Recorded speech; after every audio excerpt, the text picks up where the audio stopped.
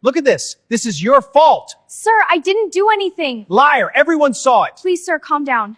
A quiet dinner turned into something no one in that room would ever forget. The kind of moment that starts small, almost invisible, but ends up changing lives. Forever. He saw it in just a second, the way she flinched, the way she quickly pulled down her sleeve, the way her eyes tried to hide something deeper than simple tiredness. And in that moment, everything changed.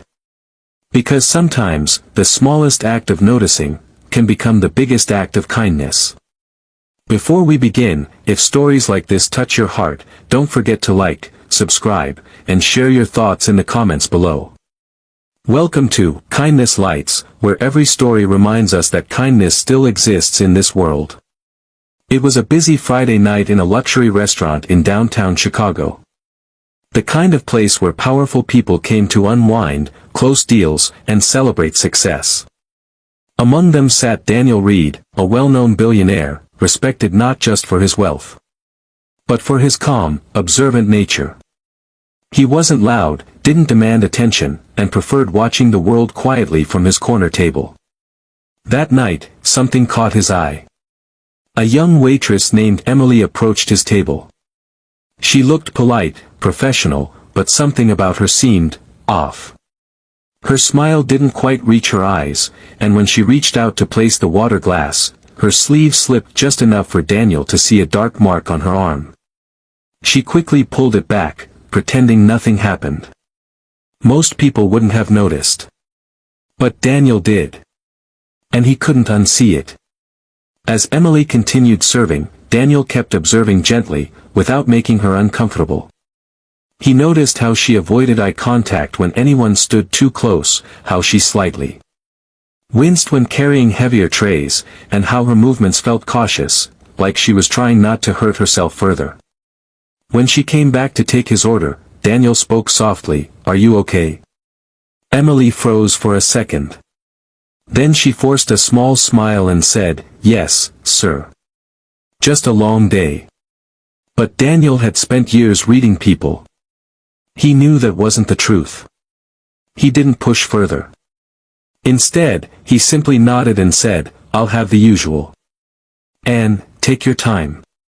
The evening continued, but Daniel couldn't shake the feeling that something wasn't right. He had seen enough in his life to recognize when someone was silently asking for help, without saying a word. After finishing his meal, instead of leaving, Daniel asked the manager if he could speak privately with Emily for a moment. The manager hesitated, but Daniel's respectful tone made it clear this wasn't anything inappropriate. When Emily came over, she looked nervous. Maybe she thought she had made a mistake. Maybe she feared losing her job. But Daniel's voice was calm. "You don't have to tell me anything you're not comfortable with," he said. "But I've seen those marks before, on people who needed help." Emily's eyes immediately filled with tears. She tried to hold them back, but they spilled anyway. For a moment, she said nothing. Then, in a quiet, trembling voice, she whispered, "I didn't think anyone would notice."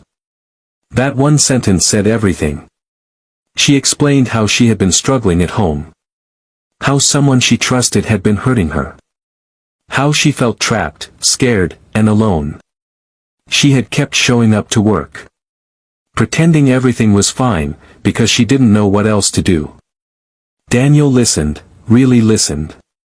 No interruptions. No judgment. Just patience and understanding. And then, he did something no one expected. He didn't just offer sympathy. He took action. That very night, Daniel arranged for Emily to stay in a safe place.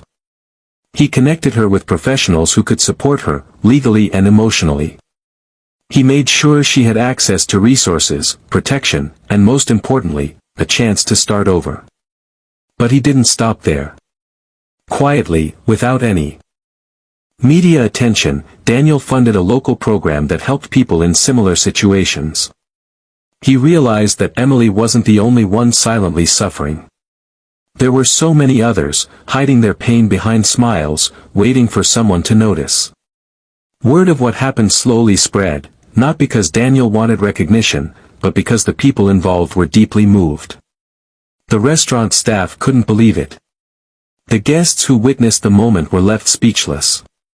But for Emily, it meant everything. Weeks later, Emily returned to the restaurant, not as the same person, but as someone stronger, safer, and hopeful again. She walked up to Daniel, who had come back quietly for dinner, and this time, her smile was real. "You didn't just help me," she said softly. "You saved me." Daniel shook his head gently and replied, "No, you were strong enough to survive. I just noticed." And that's what made the whole story so powerful. It wasn't about money. It wasn't about status. It was about paying attention. About choosing to care when it's easier to look away. About understanding that sometimes, kindness doesn't need to be loud, it just needs to be present. Because the truth is, we pass by people every day who are fighting battles we can't see. A kind word, a simple question, a moment of genuine concern, it can mean more than we ever realize. That night in Chicago wasn't just another dinner. It became a reminder that one small act of kindness can ripple out and change countless lives. So the next time you notice something, don't ignore it. The next time you feel someone might need help, don't stay silent. Because you never know, your kindness might be the very thing that saves someone. And in a world that can sometimes feel cold and distant, choosing kindness is the most powerful thing we can do.